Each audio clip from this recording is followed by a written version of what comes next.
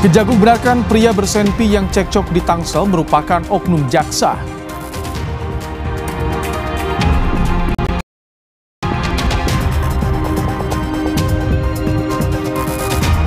Ramai diprotes, Bupati Pati Sudewo akhirnya membatalkan kenaikan pajak bumi dan bangunan perdesaan dan perkotaan atau PBB P2 sebesar 250%.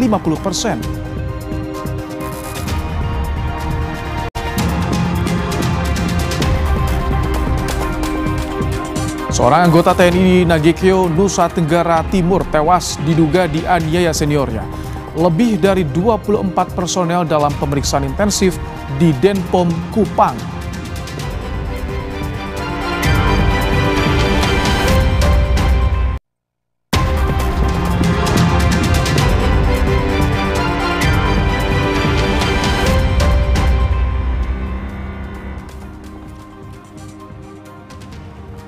Halo, selamat malam saudara. Kompas Malam kembali hadir ke hadapan Anda bersama saya, Rahmat Ibrahim. Selain 3 informasi tadi, kami juga masih memiliki informasi menarik lainnya untuk Anda di malam hari ini. Langsung saja kita simak informasi pertama di Kompas Malam, saudara. Seorang remaja di Subang, Jawa Barat menjadi korban pengeroyokan sekelompok pemuda. Keributan dipicu masalah cinta segitiga.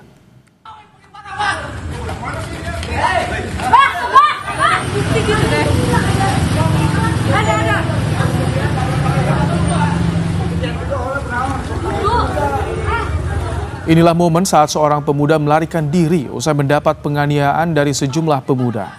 Korban kemudian meminta bantuan warga dan berhasil diselamatkan dari kejaran pelaku yang membawa senjata tajam.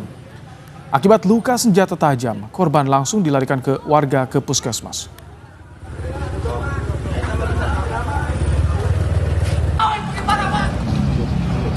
Polisi kemudian menangkap 4 pelaku pengeroyokan tersebut. Polisi menyebut penganiayaan terjadi karena salah satu pelaku mengirim pesan singkat pada kekasih korban hingga terjadi cekcok dengan korban. Akibat cekcok tersebut, pelaku mendatangi korban. Para pelaku terancam hukuman penjara maksimal 7 tahun. Jadi kasus pengeroyokan yang berawal dari cinta segitiga, ya, segitiga.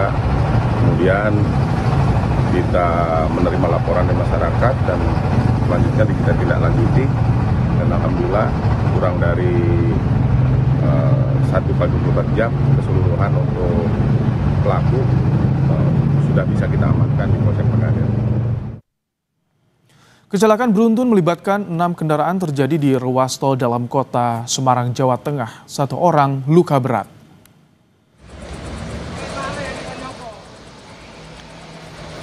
Satu truk kontainer rusak parah dan 1 truk box terguling akibat kecelakaan beruntun yang terjadi di Jalan Tol ABC Kota Semarang, seksi C di kilometer 432C pada Jumat malam. Tidak ada korban jiwa, namun muatan dari kedua truk tumpah ke jalan tol. Akibatnya, kemacetan sepanjang 2 km sempat terjadi. Belum diketahui penyebab pasti kecelakaan ini. 6 KPM, alhamdulillah tidak ada korban jiwa, yang luka berat 1, tadi kakinya, sama luka ringan 2. Dari evakuasi rumah sakit, dan kita harus sudah bisa normal kembali ya. Saudara, komplotan curanmor dengan senjata api beraksi di Jalan Pesanggerahan Raya Kebonjeruk, Jakarta Barat. 1 motor pegawai toko digondol pelaku.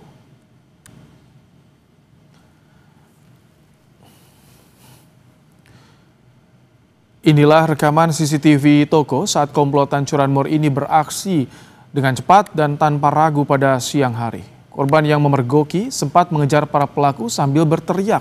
Namun salah satu pelaku menodongkan senjata api sehingga korban terpaksa merelakan kendaraannya. Korban telah melaporkan aksi pencurian ini ke polisi dengan membawa barang bukti rekaman video CCTV. Motornya posisi udah kebobol juga, udah dimundurin, terus saya langsung ngejar, teriak maling-maling gitu. Langsung orangnya kabur di sini, terus sempat hampir kekejar, itu saya ditodong pistol juga sama temennya itu. Sempat nembakin atau gimana? Apa cuma nodongin doang? Belum sih, cuma nodong aja sih. Saudara, aksi cekcok yang terjadi antara seorang pria yang diduga membawa senjata api dengan pria lainnya di Tangerang Selatan, Banten berakhir damai. Polisi menyebut pria yang membawa senjata api merupakan pegawai Kejaksaan Agung Republik Indonesia. Bodoh. Saya aparat. Iya, mukanya. Inilah detik-detik ketika cekcok terjadi antara kedua orang yang salah satunya mengaku aparat dan diduga membawa senjata api. Keduanya kemudian dilakukan pemeriksaan oleh polisian dari Polsek Pondok Aren, Polres Tangerang Selatan. Kedua belah pihak akhirnya sepakat damai. Polisi menyebut cekcok terjadi karena perselisihan akibat salah satu mobil menghalangi jalan. Soal senjata api, polisi menyebut senjata itu untuk kepentingan dinas karena bertugas di Kejaksaan Agung. Kami dari Polsek Pondok Aren melakukan pemanggilan kedua belah pihak untuk melakukan mediasi, klarifikasi, dan hasilnya alhamdulillah pada malam hari ini kedua belah pihak sepakat berdamai dengan musyawarah, mufakat, dan kekeluargaan. Terkait dengan senpi, disampaikan dari hasil penyelidikan bahwa senpi tersebut itu ada senpi dinas. Saudara S juga di sini saya menyampaikan bahwa statusnya berdinas di Kejaksaan Agung Republik Indonesia. Pegawai Kejagung yang membawa senpi, Syarifuddin, meminta maaf atas perbuatannya tersebut. Ia mengaku hanya bertindak spontan ketika cekcok terjadi. Selain itu, Syarifuddin juga mengakui kesalahannya karena memarkir kendaraan yang menghalangi pengendara lain. Pertama-tama saya juga minta maaf sebesar-besarnya karena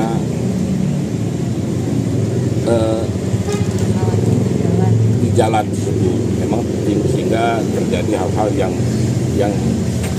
kami juga tidak inginkan.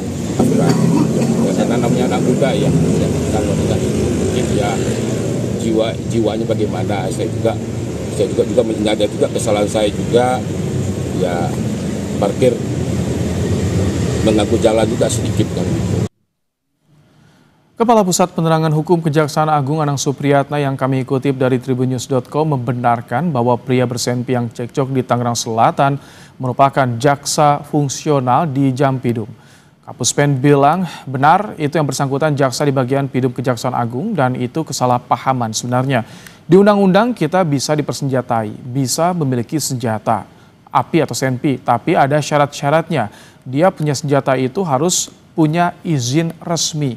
Jaksa kan boleh selama ada izin boleh. Senjata dinas itu kan ada izinnya resmi, bukan senjata ilegal. Untuk lebih lengkap terkait dengan kasus ini kita bergabung dengan Kepala Kejaksaan Negeri Kota Tangerang Selatan, ada Apsari Dewi. Selamat malam Bu Apsari. Selamat malam Pak Ibrahim, apa kabar? Sehat Bu. Bu, tadi kita lihat di liputan keduanya sudah sepakat damai, tapi bagaimana proses etik di kejaksaan informasinya Bu? Jadi pertama-tama pada kesempatan malam hari ini kami mewakili institusi juga ingin mengucapkan permohonan maaf yang sebesar-besarnya kepada seluruh warga masyarakat atas kejadian yang melibatkan personil dari Kejaksaan Republik Indonesia ini. Dan semenjak kejadian pada tanggal 31 Juli tahun 2025 tersebut, sehari setelah kejadian telah diambil tindakan terhadap yang bersangkutan. Jadi benar yang bersangkutan merupakan jaksa pada bidang tindak pidana umum Kejaksaan Republik Indonesia dan sudah dilakukan pemeriksaan internal di Jaksa Agung Muda Pengawasan terhadap yang bersangkutan. Ditemukan kelalaian tidak Bu? Atau kesalahan dari pelaku setelah pemeriksaan Bu? Pada saat ini proses pemeriksaan sedang berlangsung Pak Ibrahim. Namun yang perlu kami klarifikasi di sini agar tidak terjadi kesimpang siuran terkait senpi yang dibawa oleh yang bersangkutan itu memiliki izin merupakan senjata dinas. Dan telah dilakukan verifikasi dan selanjutnya akan dilakukan tindakan-tindakan sesuai dengan peraturan kejaksaan. Saya belum mengetahui apakah ketika kejadian memang pelaku ini tengah berdinas atau urusan pribadi Bu? Karena kalau misalkan dilihat dari pakaiannya juga mungkin pakaian pribadi. Kronologinya bagaimana saat itu Bu? Jadi ini sebenarnya percecokan yang terjadi sepulang yang bersangkutan dari dinas. Kemudian yang bersangkutan kebetulan juga bertempat tinggal di wilayah Tangerang Selatan, sedang mengantarkan istrinya di wilayah Pondok Aren. Pada saat menurunkan istrinya, rupanya kendaraan yang bersangkutan ini menghalangi kendaraan yang di belakangnya sehingga terjadi perselisihan mulut pada saat tersebut. Jadi ada cekcok mulut dan tidak ada yang bersangkutan berdasarkan klarifikasi dan keterangan yang diberikan di Polsek Pondok Aren, senjata tersebut tidak pernah keluar, Pak. Itu dari verifikasi hanya ada di pakaian yang bersangkutan. Jadi tidak ditunjukkan tapi melekat pada pakaiannya. Tapi sebetulnya ketika tadi kita lihat ada arogansi, mengaku aparat dan terlihat juga membawa senjata kendati tidak ditunjukkan. Ini bagaimana sebetulnya pengawasan ke depannya Bu? Karena tentu banyak yang khawatir kalau aparat seperti ini Bu. Tentunya hal-hal yang terkait dengan arogansi ini tidak dibenarkan oleh institusi kami. Oleh karena itu di Kejaksaan Republik Indonesia sedang dilakukan pemeriksaan internal seperti saya yang sebutkan tadi terhadap yang bersangkutan terkait dengan kode etiknya yang nanti mungkin akan ada sanksi-sanksi yang bisa dijatuhkan terhadap yang bersangkutan. Antara lain bisa penarikan izin terkait senjata tersebut. Namun tentunya senjata ini diberikan kepada yang bersangkutan tersebut dengan proses seleksi yang sangat selektif. Telah ada lulus ujian psikologi, yang bersangkutan sudah memiliki sertifikasi, kemudian juga berdasarkan peraturan yang ada juga sudah mendapatkan izin atau rekomendasi dari atasan langsung. Namun demikian kami dari Kejaksaan sekali lagi tidak membenarkan adanya arogansi dan terkait dengan kode etik akan dilakukan pemeriksaan. Kalau dari Kejaksaan apakah juga sudah bertemu dengan korban yang bertikai dengan pelaku, misalkan apa yang disampaikan Bu? Jadi kemarin pada hari Kamis, tepat kemarin sudah dilakukan verifikasi, klarifikasi, jadi antara yang memviralkan atau yang merekam dan Jaksa S sudah bertemu di Polsek Pondok Aren dan dilakukan mediasi dan keduanya sepakat untuk berdamai dan saling memaafkan. Bu, setelah kejadian ini apakah ada instruksi dari Jaksa Agung di Korps Adiaksa soal bagaimana berhadapan dengan publik ketika kondisi tertekan seperti tadi yang kita lihat Bu? Jadi Pak, kalau terkait dengan senjata api, sebenarnya ada beberapa peraturan internal yang sangat ketat Pak. Ada peraturan Jaksa Agung nomor 6 tahun 2015 terkait dengan tata kelola, dan yang paling akhir adalah Perja nomor 1 tahun 2023. Dan terhadap untuk diberikan ada syarat-syarat yang harus dipenuhi untuk seseorang dapat memiliki senjata api.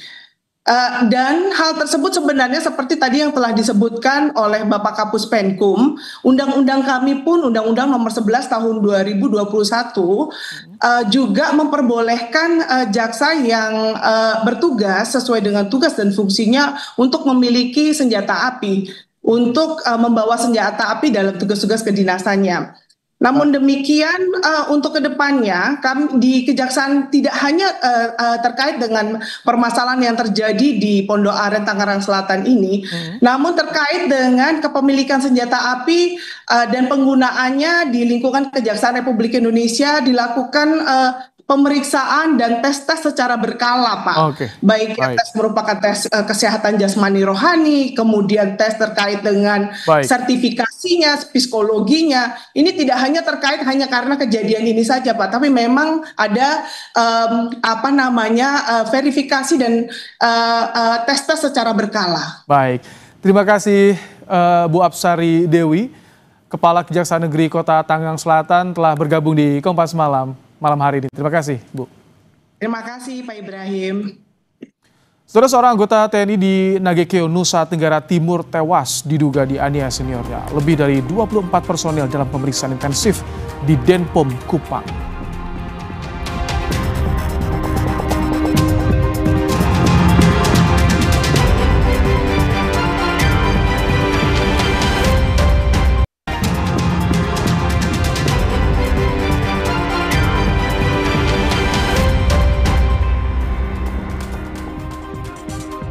Saudara, seorang ibu meninggal pasca menjalani operasi sesar di RSUD Kota Mobagu, Sulawesi Utara. Keluarga yang tak terima dengan kondisi ini mengamuk dan menuding ada unsur kelalaian dari rumah sakit.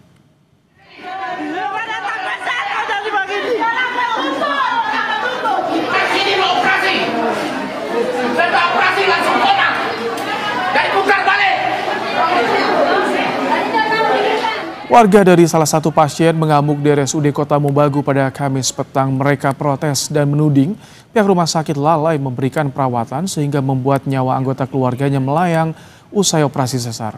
Dengan emosi, keluarga membawa jenazah pasien keluar dari ruang perawatan ke mobil ambulans.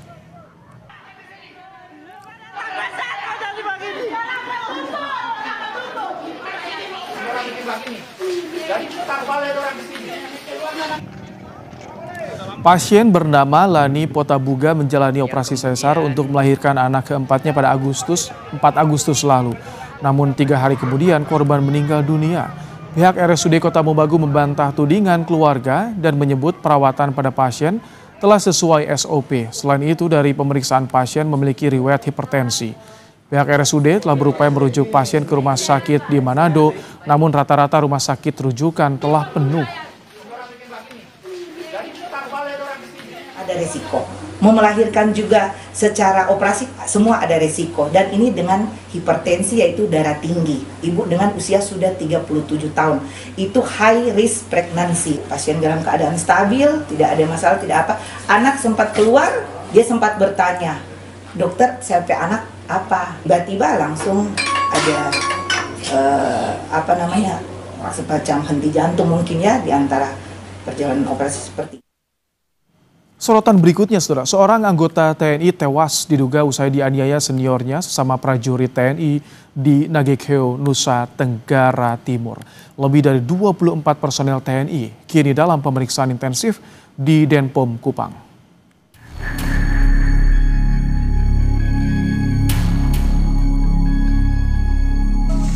Baru 2 bulan bertugas, seorang anggota TNI tewas usai diduga dianiaya seniornya sesama prajurit TNI di Asrama Teritorial Pembangunan 834 Wakangamere, Kabupaten Nagekeo, Nusa Tenggara Timur.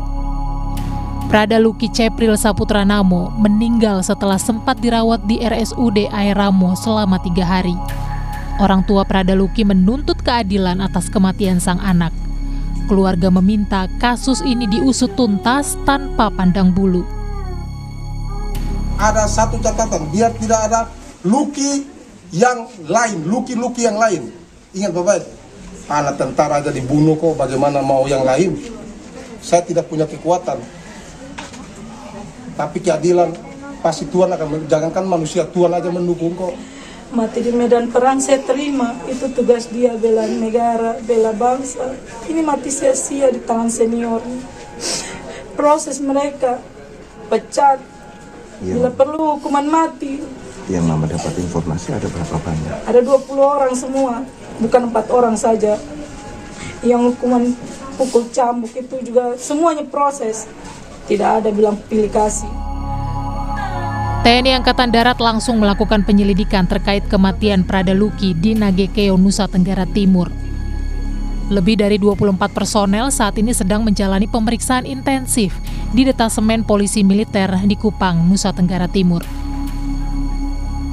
Beberapa personil yang terduga sebagai pelaku, ya, termasuk beberapa saksi yang ada di sekitar tempat kejadian perkara pada waktu terjadinya perkara tersebut sedang diperiksa di Detasemen Polisi Militer di Kupang.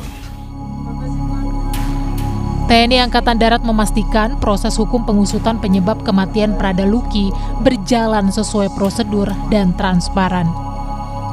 Sanksi tegas juga akan diberikan kepada pelaku yang terbukti terlibat dalam kematian Prada Luki. Saat ini jenazah Prada Luki disemayamkan di rumah duka di asrama tentara Kuanino Kupang. Menurut rencana, jenazah akan dimakamkan di tempat pemakaman umum Kapadala Kupang Sabtu 9 Agustus. Tim Liputan Kompas TV. Kita akan bahas kasus tewasnya seorang anggota TNI yang diduga dianiaya oleh seniornya bersama dengan anggota Komisi 1 DPR dan fraksi PKB Oleh Soleh. Selamat malam Pak Oleh. Selamat malam Pak. Pak Oleh, kami ingin tahu dulu dari Komisi 1 informasi apa yang sudah dikantongi pasca peristiwa ini terjadi Pak Oleh? Perlu untuk diketahui oleh bersama bahwasanya sampai tanggal 14 ya, DPR ini sedang masa reses. Dan tentu kami mendapat informasi terkait peristiwa tragedi Prada Luki ini dari media sosial dan media TV. Tentu dalam melalui Kompas TV atas nama Komisi 1 dan tentunya mewakili DPR RI, yang pertama menyampaikan bela sungkawa yang sedalam-dalamnya bagi istri dan keluarga Prada Luki, dan kami doakan mudah-mudahan almarhum mendapatkan tempat yang baik di hadapan Allah Subhanahu wa Ta'ala tentunya. Yang kedua, tentu ini menjadi sebuah tamparan bagi TNI ya. Ternyata hal-hal seperti ini masih ada. Dan tentunya DPR meminta kepada TNI bahwasanya kasus ini untuk diselidiki, diperiksa, kemudian diproses secara hukum dengan transparan dan seadil-adilnya. Menghormati daripada apa yang telah disampaikan oleh TNI yang akan berkomitmen bagaimana kasus ini akan diproses dengan seadil-adilnya dan setransparan-transparannya. Komitmen ini mohon untuk dipegang dan bisa dilakukan bagaimana agar ke depan tidak terulang kembali. Baik, Pak Oleh, soal transparan ini juga sempat diluapkan. Ada kekecewaan dari ayah korban karena soal otopsi tidak bisa terwujud. Jadi bagaimana sebetulnya untuk mengawal dari Komisi 1 agar ini betul-betul bisa transparan investigasinya, Pak Oleh? Kita berikan kesempatan dulu kepada TNI bagaimana proses penyelidikan ini secara transparan, karena pada dasarnya kasus ini kan tidak sulit, kasus ini sangat mudah. Berapa orang yang melakukan tindakan kriminal, tindakan penganiayaan, saksinya pun ada. Saya rasa tidak akan sulit rasa-rasanya. Tinggal bagaimana yang terlibat dalam menyebabkan kematian Prada Luki ini betul-betul diproses secara adil. Tidak sulit rasa-rasanya. Kita tunggu saja dan beri kesempatan kepada TNI untuk melakukan proses hukum secara adil. Ini investigasi kan masih juga tengah berproses, 24 orang diperiksa, Pak Oleh. Tapi jika terjadi perpeloncoan di pendidikan TNI, apakah menyasar hanya pelaku atau ada tanggung jawab juga semestinya dari pengawas pendidikannya, Pak Oleh? Saya rasa TNI sudah memiliki SOP yang standar, dan bagaimana SOP ini betul-betul bisa dikawal betul.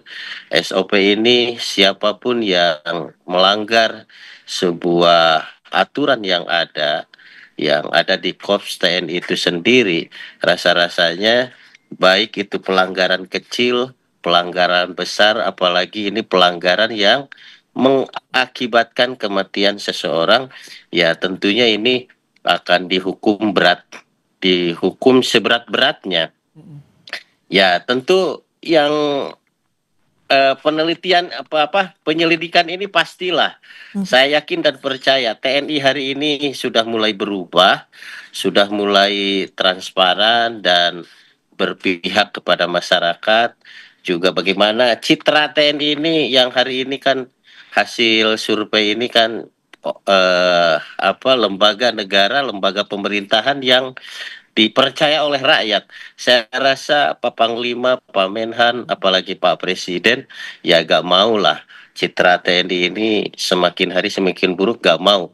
Pasti dan pasti saya percaya bahwasanya TNI akan melakukan proses penyelidikan ini dengan transparan dan akan dihukum seberat-beratnya. Ini tidak hanya berikan efek jera bagi pelaku jika terbukti melakukan pelanggaran, tapi soal budaya ini pelonco penganiayaan yang dilakukan oleh senior terhadap juniornya, ini bisa dihilangkan tidak Pak untuk di pendidikan TNI, Pak Oleh? Kasus apa yang terjadi hari ini ya, yang kemarin ini, tentu ini akan menjadi sebuah evaluasi menyeluruh. DPRD juga nanti ketika RTP dengan Pak Panglima akan menanyakan soal SOP perpeloncoan seperti ini. Perlukah ada perbaikan atau bila perlu dihilangkan? Nanti juga Pak Panglima ini pasti akan menyampaikan hal ini. Bagaimana perbaikan ke depan yang menjadi ukuran itu adalah bagaimana supaya tidak ada lagi sebuah penindasan ataupun kekerasan yang mengakibatkan junior ini ya menjadi tidak baik, apalagi sampai meninggal. Sebenarnya ini sepertinya ya kami duga ini sepertinya ini menjadi budaya. Bagaimana ini ada sebuah senior ke junior memperlakukan yang tidak semestinya. Ya mudah-mudahan Pak Panglima juga bisa merubah SOP terkait kegiatan seperti itu supaya tidak ada lagi korban-korban berikutnya. Baik, terima kasih Pak Oleh Soleh, anggota Komisi 1 DPR dari fraksi PKB telah bergabung di Kompas Malam hari ini. Sama-sama, terima kasih, selamat malam. Baik, selamat malam, terima kasih Pak Oleh. Saudara, kesal dengan keputusan kenaikan pajak 250%, warga menyoraki Bupati dan PLT Sekda Kabupaten Pati saat kirap budaya HUT ke-702 Kabupaten Pati, Jawa Tengah.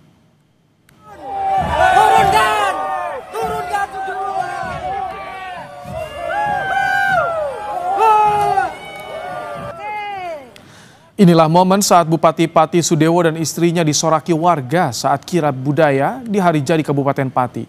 Tak hanya menyoraki Bupati, PLT Sekda Kabupaten Pati pun tak luput disoraki warga. Sorakan warga ini bentuk luapan emosi dan kekecewaan warga setelah Bupati Pati menaikkan pajak bumi bangunan perdesaan dan perkotaan atau PBBP 2 hingga 250%. Kekecewaan dari masyarakat Pati ini. Tadi yang disoraki siapa aja yang lewat tadi itu, Mas? Kalau nggak salah itu Bupatinya kan? Bupati sama Sekda dia. Sekda. Terus mendapatkan penolakan dari warganya, Bupati Pati Jawa Tengah Sudewo akhirnya membatalkan kenaikan tarif PBBP 2 hingga 250%. Pembatalan kenaikan pajak disebut Sudewo untuk menjaga situasi tetap kondusif serta mendorong perekonomian dan pembangunan daerah. Sementara bagi warga yang terlanjur membayar pajak dengan kebijakan kenaikan tarif, Sudewo berjanji akan mengembalikan kelebihan bayar pada masyarakat. Saya memutuskan kebijakan kenaikan PBBP 2 saya batalkan untuk menciptakan situasi aman dan kondusif dan dalam rangka memperlancar perekonomian dan pembangunan Kabupaten Pati. Berarti pembayaran pajaknya, PBB P2-nya akan kembali seperti semula, yaitu seperti pada tahun 2024. Saudara, perseteruan antara Lembaga Manajemen Kolektif Sentra Lisensi Musik Indonesia LMK Selmi dengan manajemen Mega Cuan Bali soal royalti musik berakhir damai. Kedua belah pihak telah menandatangani kesepakatan dan pihak Mega Cuan membayar perkara royalti sebesar 2,2 miliar rupiah. Disaksikan langsung oleh Menteri Hukum Supratman Adi Aktas, mediasi dilakukan antara Lembaga Manajemen Kolektif Sentra Lisensi Musik Indonesia dengan manajemen Mega Cuan Bali. Dari kesepakatan itu, pihak Mega Cuan diharuskan membayar lisensi pada LMK Selmi sebesar 2,2 miliar rupiah. Setelah membayar royalti ini, pihak Mega Cuan bisa kembali memutar lagu serupa hingga akhir tahun 2025. Perjanjian hari ini bahwa Ibu Ayu telah menyelesaikan, yang mewakili PT Prima Bali Sukses ya, Mitra Bali Sukses, telah memenuhi kewajibannya untuk membayar royalti. Ini sudah ada bukti pelunasan hasil perdamaian. Sebuah helikopter meledak dan jatuh menimpa kapal tongkang di Sungai Mississippi, Amerika Serikat. 2 orang tewas dalam kecelakaan ini.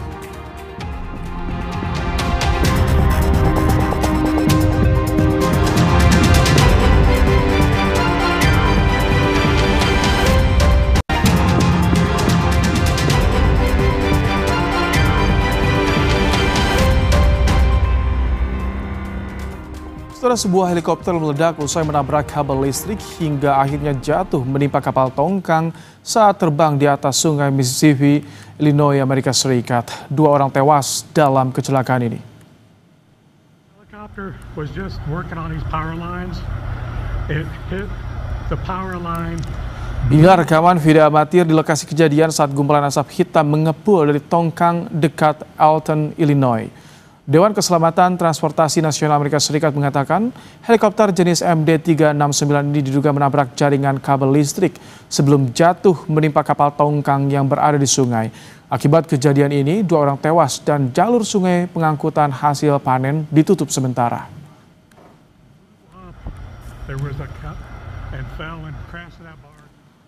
Saudara, pasukan Israel masih membatasi pasokan logistik warga Palestina dengan memblokade pelintasan ke Gaza. Total korban jiwa akibat perang mencapai lebih dari 61.000 jiwa. Otoritas Kesehatan Gaza menyebut konflik di jalur Gaza dapat menelan 100 korban jiwa dan 603 korban luka dalam 1 hari. Militer Israel juga menciptakan kelaparan dan kekacauan dengan membatasi pasokan logistik, yaitu 14% dari yang dibutuhkan 2,4 juta penduduk di wilayah tersebut.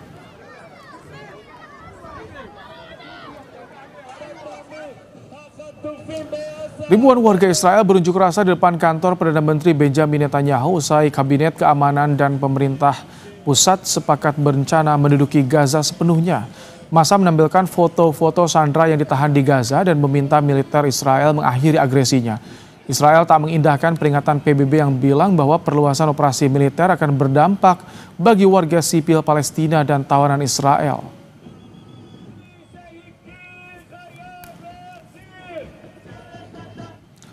Amnesti dan abolisi dari Presiden Prabowo Subianto pada Hasto Kristianto dan Thomas Lembong membuat sebagian pihak mempertanyakan niat dibaliknya. Bagaimana komitmen pemerintah dalam pemberantasan korupsi? Selengkapnya di ulasan Istana usai jeda.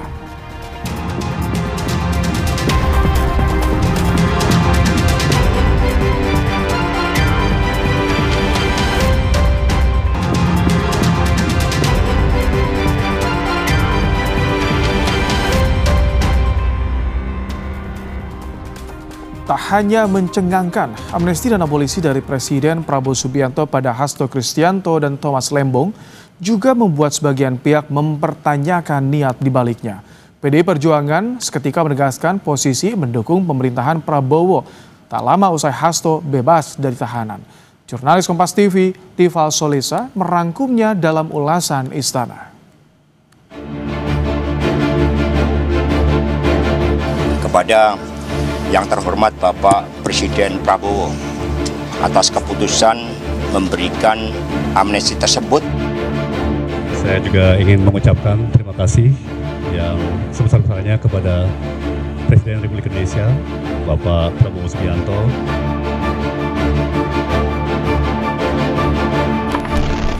Publik dibuat kaget. Presiden Prabowo ternyata mengusulkan pengampunan terhadap Hasto Kristianto dan Tom Lembong yang terjerat pidana. Usul diterima DPR, hingga membuat keduanya bersama ribuan orang lainnya mendapatkan amnesti dan abolisi. Sebagian menyambut baik, namun sebagian lain mengendus ada maksud lain di balik pengampunan itu. Saya Tifal Solesa, saatnya ulasan Istana.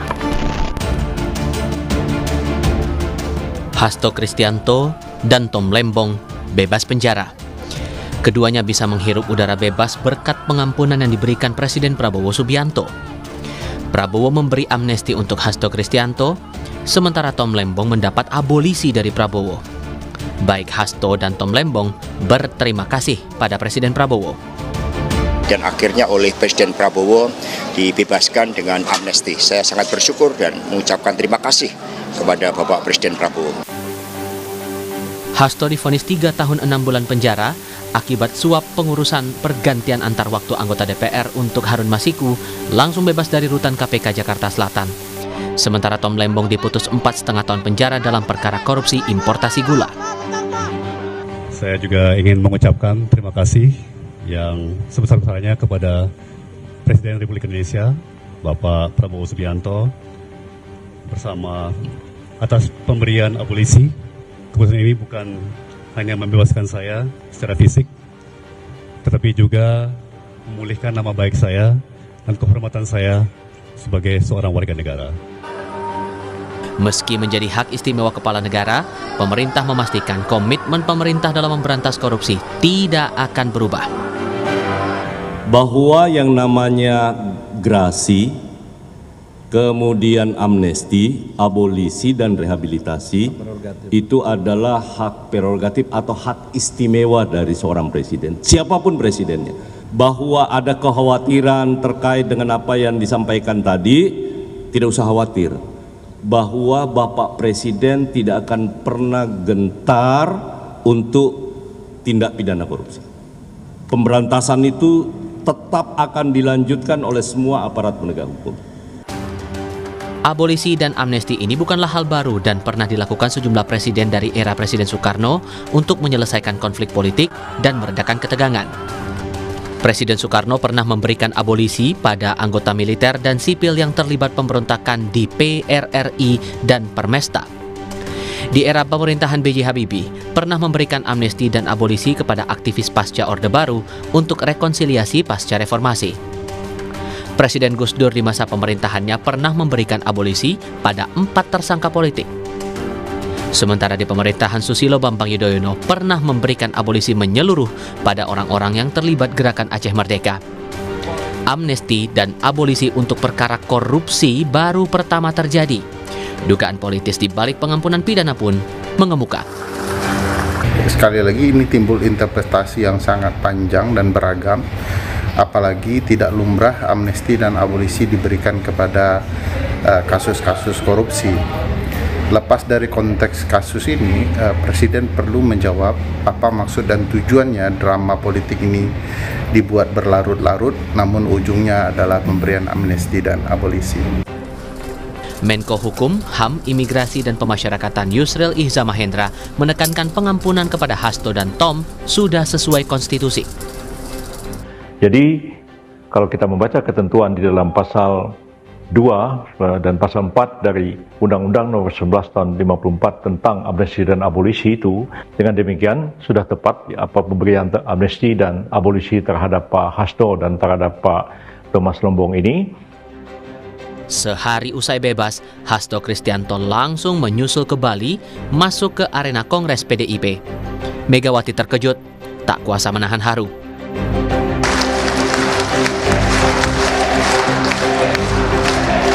Megawati Soekarno Putri yang kembali terpilih sebagai Ketua Umum PDIP, tegas bilang mendukung pemerintah asalkan kebijakan itu berpihak pada rakyat.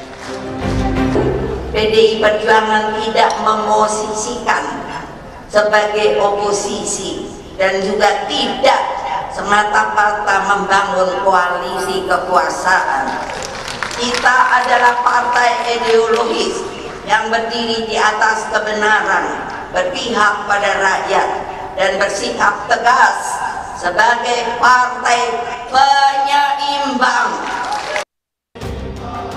Sikap PDIP memunculkan spekulasi. Mungkinkah PDIP akhirnya merapat ke barisan pendukung pemerintahan Prabowo? Yang tahu jawabannya persis adalah Pak Prabowo dan Ibu Megawati ya. Tetapi pada hari ini seperti kata Bang Ray tadi, saya tidak melihat ada sebuah tanda yang kuat bahwa PDI Perjuangan akan masuk ke dalam pemerintahan. Tetapi ini tentu semua kembali kepada pertimbangan dari Bapak Presiden karena ini adalah prerogatif Presiden. Analis politik Yunarto Wijaya menilai PDI Perjuangan belum akan menjadi bagian pemerintahan Prabowo. Saya malah meyakini tidak. Dari kemarin-kemarin saya selalu mengatakan bahwa lebih besar kemungkinan buat PDI Perjuangan tetap ada di luar pemerintahan, walaupun konteksnya adalah penyeimbang. Lalu apa yang membedakan peristiwa amnesti, kembalinya Mas Hasto, dengan kemudian posisi politik PDI Perjuangan tetap ada di luar barisan pemerintahan, tapi paling tidak posisi di luar pemerintahan ini ditempatkan dengan lebih objektif. Tidak ada unsur dendam sejarah politik. Jadi akhirnya memang harus diakui ini menjadi kabar baik buat PDI Perjuangan, kabar baik juga buat paling tidak Pak Prabowo Subianto, walaupun kita tahu kalau berbicara dalam konteks hubungan antara PDI Perjuangan dengan kekuatan politik Jokowi, tetap masih ada tembok penghalang yang menurut saya masih jauh dari selesai. Usai menerima abolisi, Tom Lembong melaporkan majelis hakim yang menjatuhkan vonis 4,5 tahun penjara padanya ke Badan Pengawasan Mahkamah Agung. Selain ke MA, Tom juga melaporkan 3 hakim ke Komisi Yudisial terkait dugaan pelanggaran etik perilaku hakim. Sementara itu, KPK menyebut meski mendapat amnesti, status bersalah tetap melekat pada Hasto Kristianto. Amnesti yang diberikan Presiden Prabowo justru memperjelas hal itu.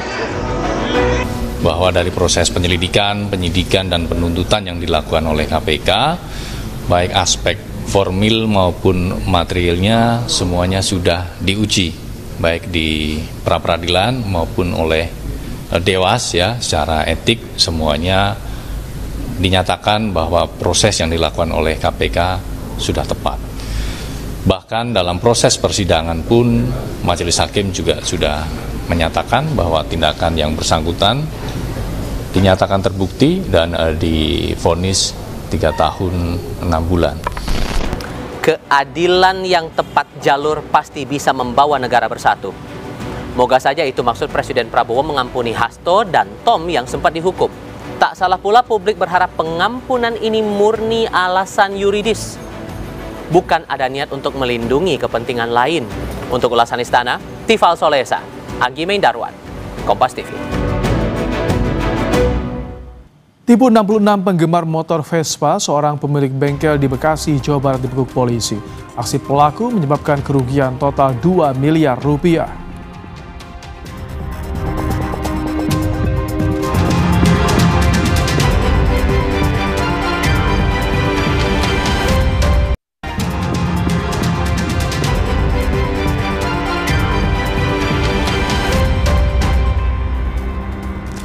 Seorang pemilik bengkel di Bekasi, Jawa Barat dibekuk polisi usai menipu puluhan orang bermodus jual beli motor klasik. Total kerugian 2 miliar rupiah.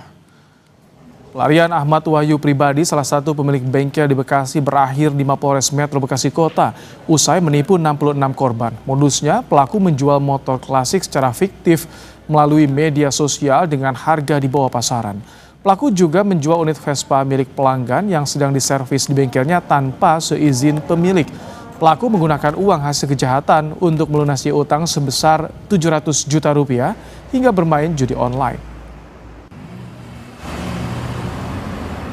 Pada mulai bulan Januari 2025, pelaku menawarkan sepeda motor jenis Vespa antik yang diakui sebagai milik pelaku, kemudian mengirimkan foto dan video motor tersebut melalui WhatsApp kepada para korban-korbannya. Di sini bervariasi, ada yang menyampaikan harga 25 juta, ada yang 30 juta, dan lain sebagainya. Informasi tadi jadi penutup Kompas Malam hari ini. Jangan lupa cukupi kebutuhan air mineral Anda setiap hari dan rasakan kesejukannya. Saya Rahmat Ibrahim. Terima kasih. Sampai jumpa.